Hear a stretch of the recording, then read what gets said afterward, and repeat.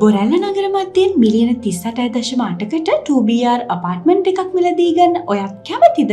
ඉදිවෙමින් පවතින මේ මහල් නිවාස ව්‍යාපෘතියේ ඔයා මේ දකින්නේ 3D walkthrough එකක්. මේ අපාර්ට්මන්ට් එකට ඇතුල් වෙනවත් සමගම ඉතා හොඳ ඉඩ පහසුකම් සහිත ලිවිං ඒරියා එක වගේම ඩයිනින් ඒරියා එක මේ විදියට බලා ගන්න පුළුවන්.